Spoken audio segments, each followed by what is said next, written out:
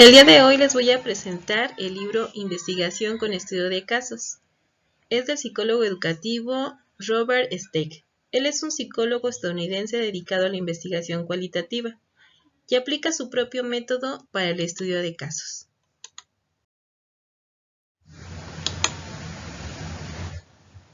De un estudio de casos se espera que abarque la complejidad de un caso particular, una hoja determinada, incluso un solo palillo. Tiene una complejidad única, pero difícilmente nos preocupará lo suficiente para que lo convirtamos en objeto de estudio. Estudiamos un caso cuando tiene un interés muy especial en sí mismo. Buscamos el detalle de la interacción con su contexto. El estudio de casos y el estudio de la particularidad y de la complejidad de un caso singular, para llegar a comprender su actividad en circunstancias importantes. Este libro nos presenta de forma breve, disciplinaria y cualitativa del actuar del investigador en el caso de estudio. El investigador cualitativo destaca las diferencias sutiles, la secuencia de los acontecimientos en su contexto, la globalidad de las situaciones personales. Por lo tanto, este libro es un libro práctico y de fácil comprensión.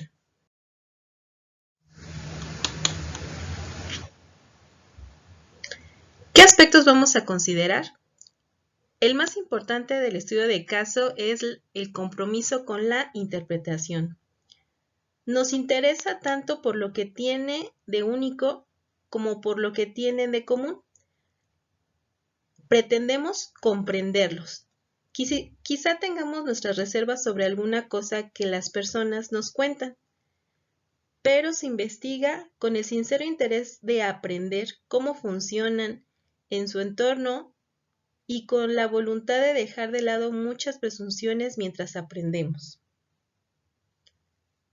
Cuando se intenta interpretar algunos datos es muy complejo porque tenemos que ponernos en el lugar del actor, en el lugar de la persona en la cual vamos a concentrar este estudio, dado que esta interpretación será vista a través de nuestros ojos, pero es importante que no solamente lo hagamos con nuestra propia interpretación, sino a través de cómo lo va a interpretar ese actor.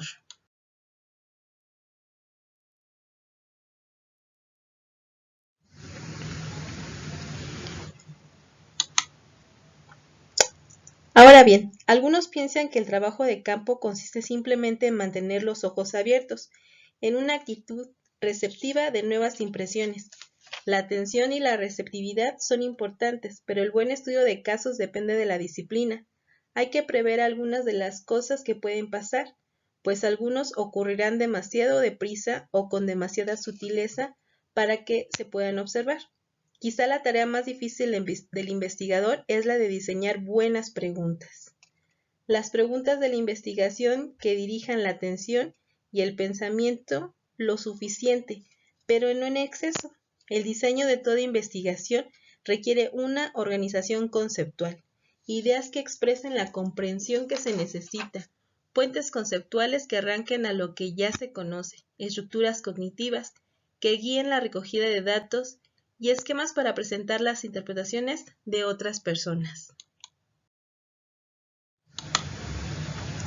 Algo que es un riesgo dentro del estudio de casos es llegar a esta violación de la intimidad, dado pues que lo que se va a investigar va a estar juzgado, va a estar sometido a estas observaciones y estos actores que tenemos, pues en algún momento se pueden llegar a sentir demasiado intimidados por este tipo de observación. Por eso es importante ese diseño para que cuando nosotros lo estemos realizando, no parezca que estamos violando esa intimidad, sino más bien estemos comprendiendo cómo ocurre ese fenómeno. ¿A qué le vamos a llamar caso único?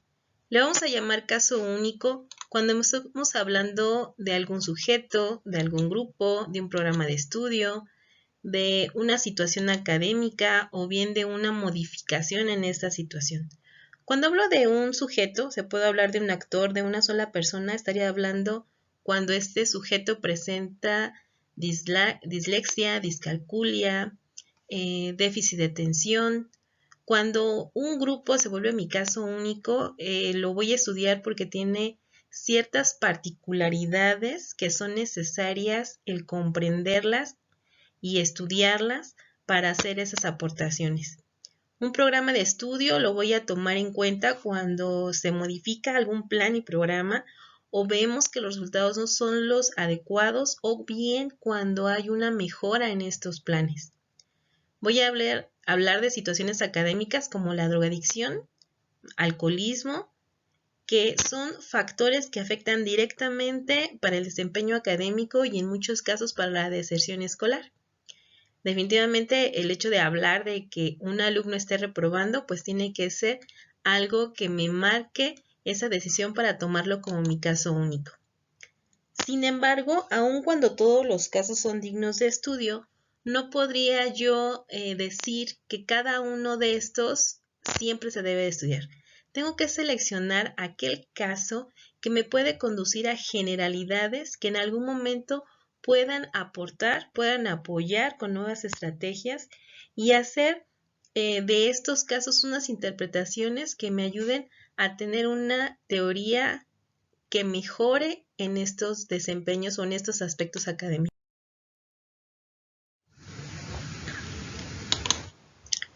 Ya hablaba de la estructura conceptual. Es importante que cuando yo voy a empezar estas observaciones, tome en cuenta bien ese diseño de preguntas que yo voy a tomar, tanto para la observación como para la entrevista o para el diseño en general de mi investigación cualitativa. Puedo generar y puedo yo tener de antemano hasta 20 preguntas, las cuales me van a ir marcando este camino hacia la investigación. Sin embargo, yo no voy a aplicarle esas 20 preguntas. Tengo que seleccionar cuáles serían aquellas que son muy importantes para ir generando este apoyo a esa observación que ya realicé. No existe un momento determinado en que se inicie la recogida de datos. Empieza antes de que lo haga la dedicación plena al estudio. Antecedentes, conocimientos de otros casos, primeras impresiones. Una gran proporción de datos se basa en la impresión. Se recogen de modo informal en los primeros contactos del investigador con el caso. Más adelante, muchas de estas primeras impresiones se perfeccionarán o se cambiarán, pero en el conjunto de datos se incluyen las observaciones más tempranas. El estudio cualitativo se aprovecha de las formas habituales de conocer las cosas. El conocimiento es cerebral en gran medida, y solo unas pocas cosas quedan registradas. Todos los investigadores tienen un gran privilegio y una gran obligación, el privilegio de atender a aquello que consideran digno de atención y la obligación de sacar conclusiones de aquellas opciones que son significativas para sus colegas y para sus clientes. Esta recolección de datos siempre voy a comenzar con ese acceso y ese permiso a los lugares, tanto si es un lugar público como una escuela o si es un caso único de algún sujeto, pues tengo que ver de qué manera acceder y de qué manera voy a pedir permiso.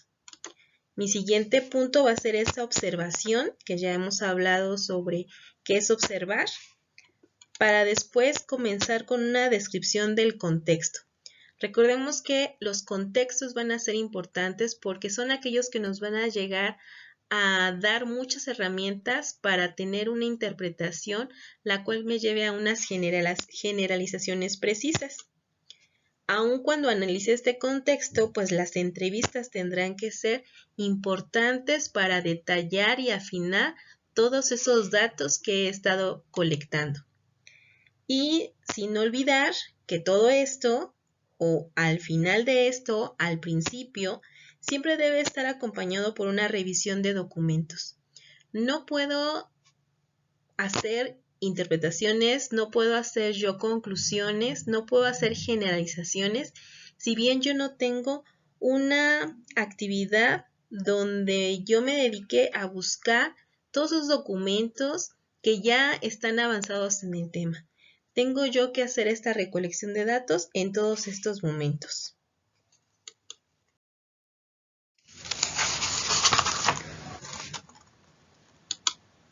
Así como no existe un momento determinado para la recolección de datos, tampoco lo va a hacer para el análisis e interpretación. Analizar consiste en dar sentido a las primeras impresiones, así como a los resúmenes finales. El análisis significa esencialmente poner algo aparte. Ponemos aparte nuestras imprecisiones, nuestras observaciones. Tenemos que separar la nueva impresión y dar sentido a las partes, no al principio, no a la mitad o no al final. No esas partes, sino a aquellas que son importantes para nosotros y obviamente para nuestra investigación. Mentalmente practicamos algún tipo de disección para ver las partes por separado y observar cómo se relacionan entre sí, quizá para ver cómo nos ayudan las partes a relacionar esta especie con otra.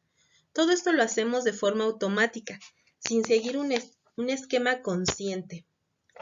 Con todo, en la búsqueda de significado hay mucho arte y de procesos intuitivos.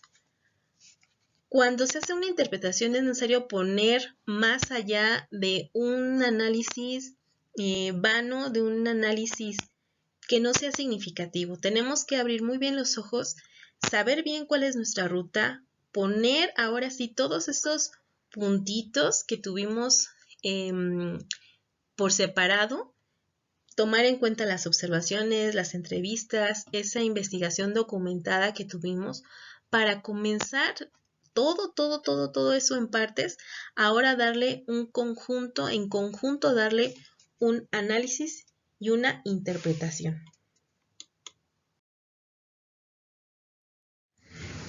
Ahora bien, ¿cómo vamos a validar? Ya también habíamos hablado acerca de la triangulación en la actividad anterior. Y durante el desarrollo del estudio de caso nos preguntamos si lo hacemos bien o nos preguntamos si estamos generando una descripción comprensiva y exacta.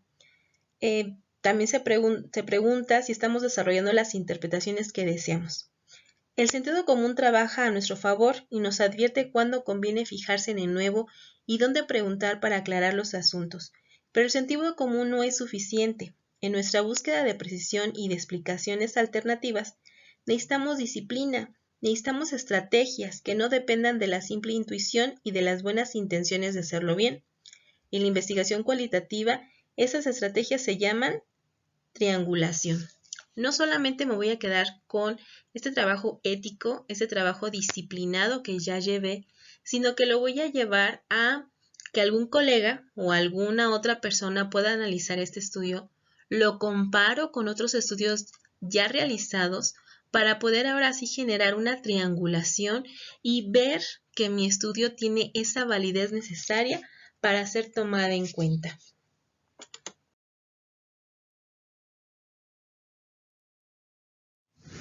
Y llegamos al último punto, que es la redacción del informe. Un estudio de caso de 20 páginas es probable que ocupe 50 si el investigador solamente se dedica a escribir sin piedad. Hay un momento en que nos preocupa disponer de suficientes cosas que decir. Sin embargo, antes de que nos demos cuenta, podríamos ya tener demasiadas.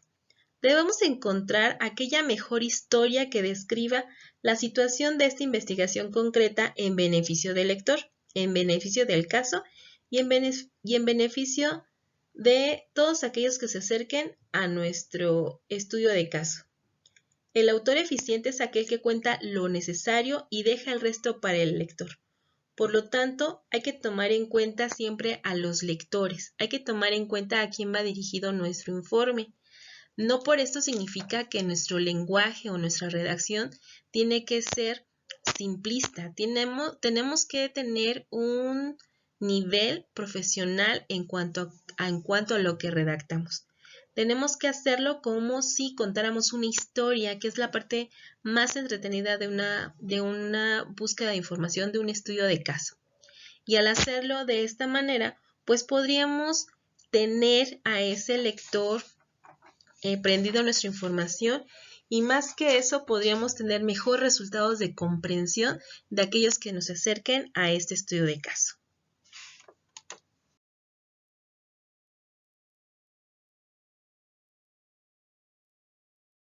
Bueno, es todo de este libro. Si alguno desea consultarlo, está en la web. y es un libro muy interesante, el cual nos va a dar muchas precisiones acerca de lo que es un estudio de caso. Gracias por su atención.